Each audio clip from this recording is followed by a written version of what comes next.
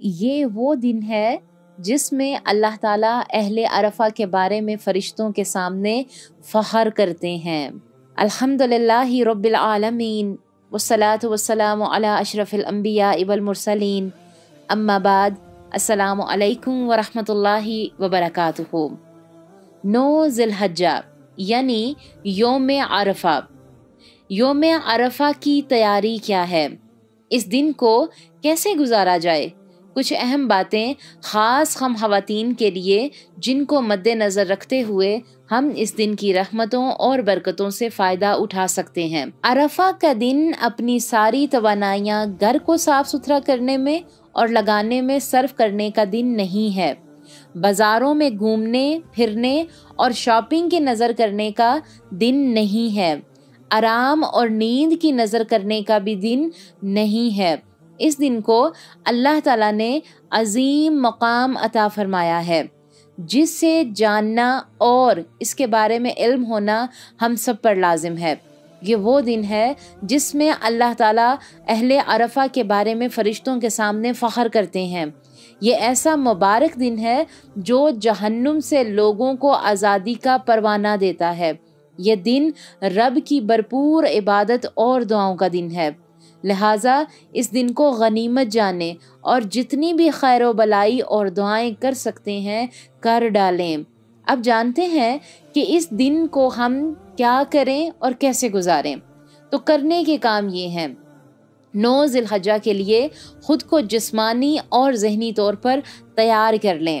پھر number 2، schedule بنائیں، بلکہ اس شیڈول میں اپنے حلقہ احباب کو بھی شامل کریں، کیونکہ یہ دنیا کے بہترین اور افضل ایام میں سے افضل ترین دن ہے جو سال میں ایک مرتبہ آتا ہے۔ پھر نمبر 3، رات جلدی سوئیں تاکہ صبح عبادت و اطاعت میں ہمت و طاقت محسوس ہو۔ پھر نمبر 4 کہ فجر سے پہلے اٹھ جائیں تاکہ آپ اس دن کے روزے کی نیت کے ساتھ سحری کھائیں۔ یہ روزہ ہمارے گزشتہ اور آنے والے سال کے گناہوں کو معاف کرانے کا سبب بنے گا انشاءاللہ۔ پھر نمبر 5 کہ حسب استطاعت شوق سے دن کے نوافل ادا کریں۔ پھر نمبر 6 کہ فجر سے قبل کا وقت استغفار کرنے میں لگا دیجئے تاکہ ہمارا شمار سحری کے وقت استغفار کرنے والوں میں ہو جائے۔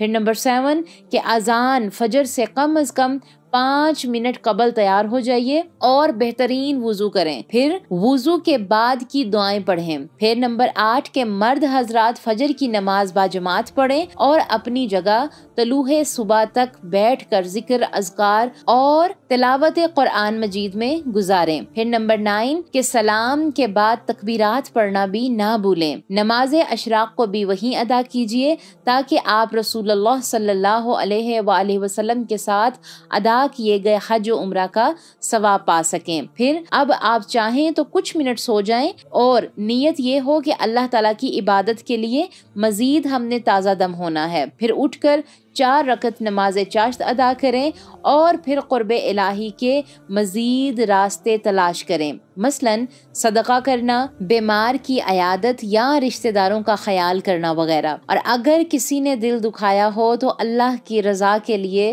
اسے معاف کریں، اور اگر آپ نے کسی کی دل آزاری کی تو اس سے معافی مانگیں اور یوم عرفہ کی خاص دعا پڑھیں: لا الہ الا اللہ وحدہ لا شریک لہ لہ الملک ولہ الحمد وہو علی کل شیء قدیر۔ یہ دعا کثرت سے پڑھیں۔ مرد حضرات نماز ظہر باجماعت ادا کریں اور تکبیر و تسبیح و تحمید کے ساتھ ساتھ تلاوت قرآن کریم بھی پڑھیے۔ دوپہر کو کم از کم 20 منٹ قیلولہ لازمن کریں۔ نماز عصر ادا کیجیے اور تلاوت قرآن ہر نماز کے بعد لازمی پڑھیں۔ تکبیرات پڑھیں، شام کے اذکار اور تسبیحات بھی کیجیے، کثرت سے دعائیں کریں۔ اللہ تعالیٰ روزے دار کی دعائیں قبول کرتا ہے، یہ ذہن میں رکھتے ہوئے خوب عاجزی کے ساتھ جہنم سے نجات مانگیں۔ اپنے وطن، اپنے پیاروں اور امت مسلمہ کو اپنی دعاؤں میں ضرور یاد رکھیں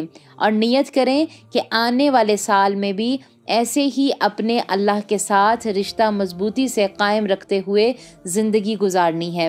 مزید جو بھی آپ مانگنا چاہیں مانگیں، اللہ تعالیٰ نوازیں گے بھی، कबूल भी करेंगे इंशाअल्लाह ताला।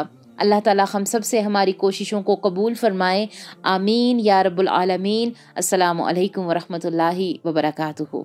लब्बैक अल्लाहुम्मा लब्बैक, लब्बैक ला शरीक लक लब्बैक, इन्नल हम्दा वन्निअमत लक वल मुल्क ला शरीक लक।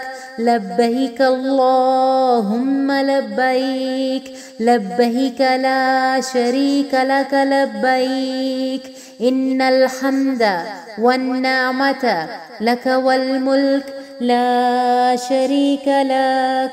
लब्बैक अल्लाहुम्मा लब्बैक, लब्बैक ला शरीक लक लब्बैक, इन्नल हम्दा वन्निअमत लक वल मुल्क ला शरीक लक।